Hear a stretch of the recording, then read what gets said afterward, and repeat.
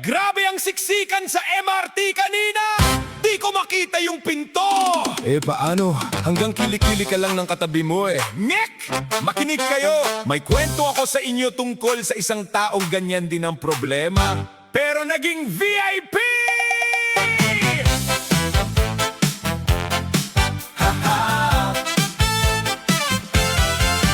Naranasan mo na ba sa isang mall show o concert?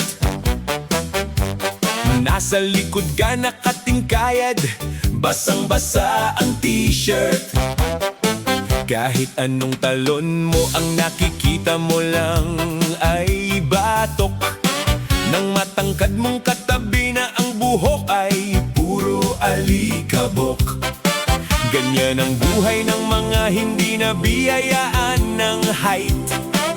Sa gitna ng siksikan, laging talo sa fight. Pumunta tayo sa Jericho noong unang panahon. May isang mayamang tax collector, pera niya'y nakakahon. Ang pangalan niya ay Zaccheo, maraming datong at barya. Kaso may problema, pandak siya, kulang sa bitamina. Narinig niyang parating si Jesus, ang sikat na guro. Kaso ang daming tao, ang mga marites nagkukumpulan sa kanto.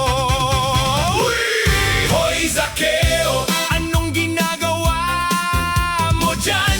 Bakit ka umakyat sa puno para kang unggoy sa daan? Bili-bili ng saging, gusto mo lang makita ang Panginoong dumaraan. Kahit pagtawanan ka pa ng buong sambayanan. Tingnan mo si Zaccheo, nasa taas ng puno. Maliit man ang height, malaki naman ang puso.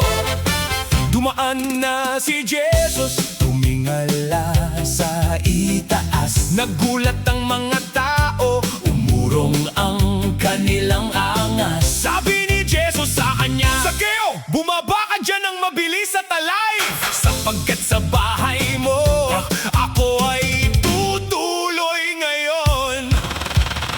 Hala, bakit sa makasalanan? Ang mga tao'y nagbulungan. Bakit sa bahay ng kurakot? Wala bang ibang VIP na pwede niyang maabot? Pero bumaba si Zaccheo, sa tuwa ay napatalon. Sabi na, Lord, kalahati ng yaman ko sa mahirap ko itatapon. At kung may nadaya ako, ibabalik ko ng 4 na beses. Wow! Dinaig pa ang Senado sa bilis ng proseso.